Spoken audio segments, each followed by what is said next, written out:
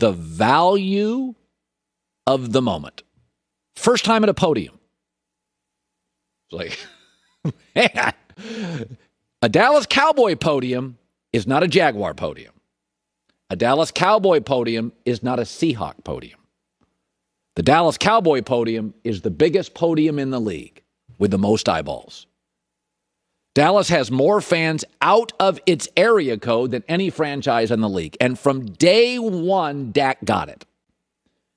Dak has emotionally, viscerally connected from day one with Jerry and Stephen Jones, the teammates, fans, advertisers. Dak Prescott, and this is unbelievable, off an injury where we don't know how good he'll be, signed a $200+ million contract, and according to this story by Adam Schefter, signed a 5-year agreement with the Jordan brand. He'll be the only quarterback in the league represented by it, and the Cowboys, the highest paid NFL player on the Jordan brand roster. We haven't seen him play since he broke his ankle. This illustrates why I rip quarterbacks who aren't ready.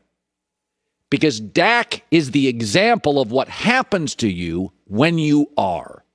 Dak doesn't have a top 15 arm in this league. Dan Mullen came on his show. Dan Mullen had him in college. Loves him. He's like, yeah, we liked his leadership. It was the arm thing we were hung up on. And then he came back and it was better, but it still wasn't very good.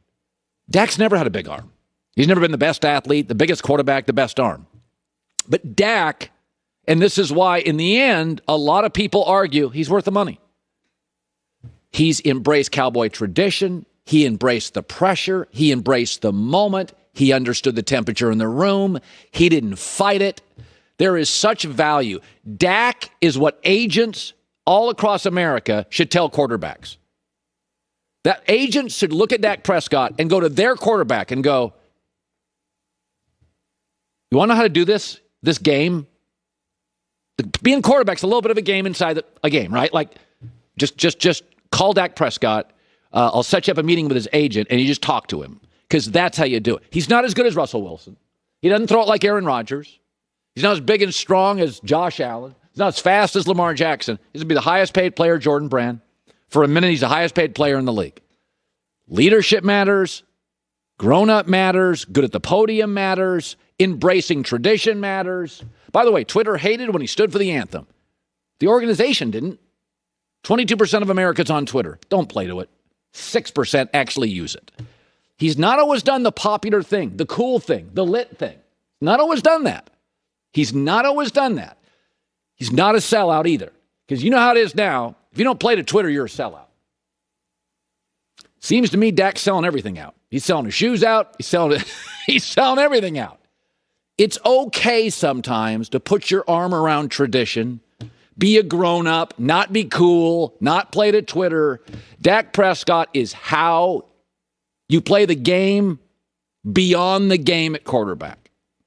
The fact he gets this contract, and his contract off a broken leg, is incredible. So it just speaks volumes of what he is as a dude. Like, by the way, we've heard funny stories through the years about Jerry Jones doesn't give out money. Michael Irvin tells the old El Paso story. Remember Michael Irvin said, I want to be paid this? And Jerry said, you ever been to El Paso? He goes, Texas? He goes, no, your contract. I'm El Paso. I'll pass on that contract. I'm not paying it. Jerry's a tough negotiator. He paid Dak. Not because he has the best arm. Joy with the news. No. Turn on the news. This is the Herd Line News. Well, let's head over to that other team in Texas, the Texans. Deshaun Watson's future with the Texans is in limbo, but if he were to be traded, he apparently has a certain destination in mind. Former teammate Kareem Jackson told Aqib Talib on his Catch and Fades podcast that Watson has his eyes set on playing for the Broncos.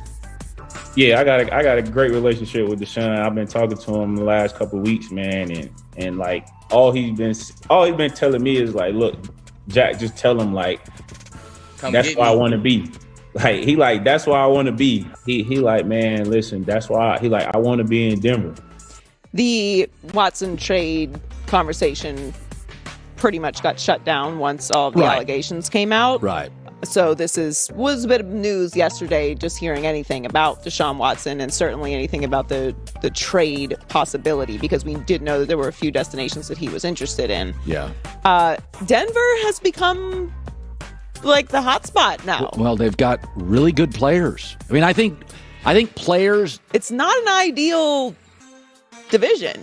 No, but generally great athletes want to compete. So, I mean, I think great athletes want to play. Great athletes don't worry about the competition. They worry about, can I fit? And I think we've said this for years. What's disappointing about Drew Lock is this team's ready to win. If you put Aaron or Deshaun in this thing, this is not a Drew Lock doesn't have support. Their offensive line last year, their left tackle was a Pro Bowler. They've got really good backs. They've drafted a receiver well. Yeah. Fant, the tight end, is excellent. Now, their defense was bad, especially at corner, but they appear to have solved that. Kyle Fuller from Chicago, and they drafted a corner. So Patrick Surtain from Alabama. So They have a great quarterback tradition. Great fans.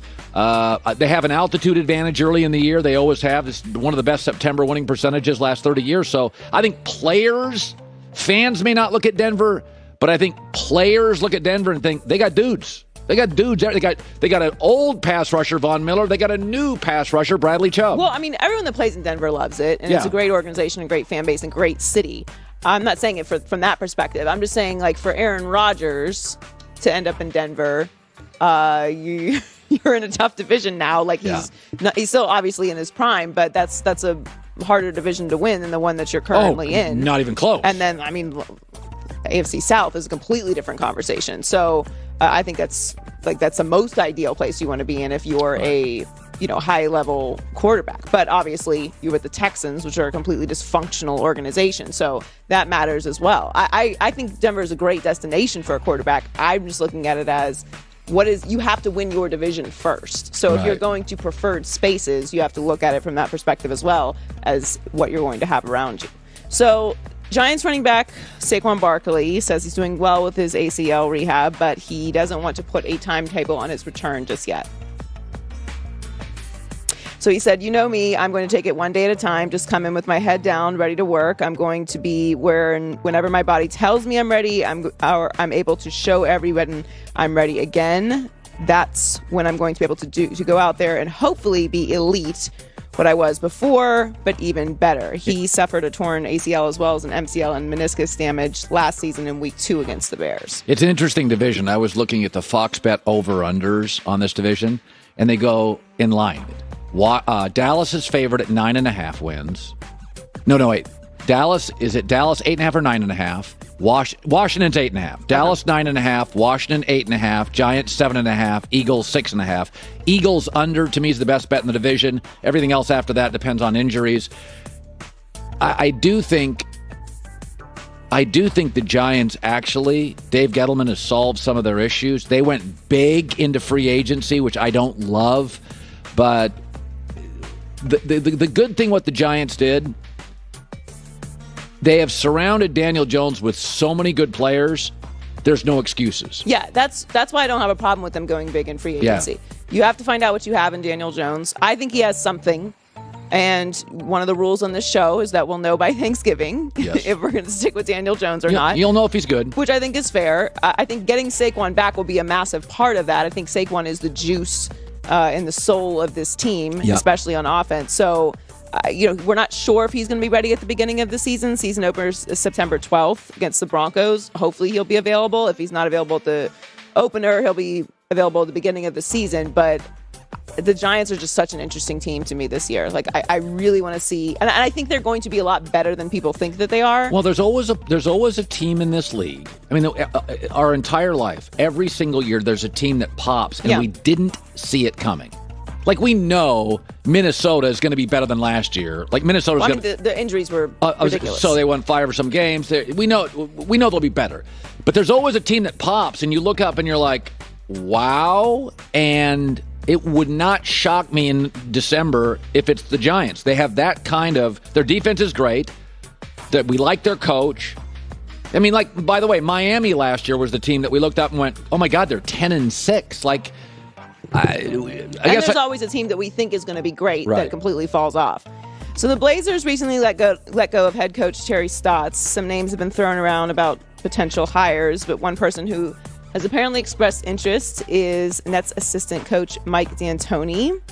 He joined the Nets after a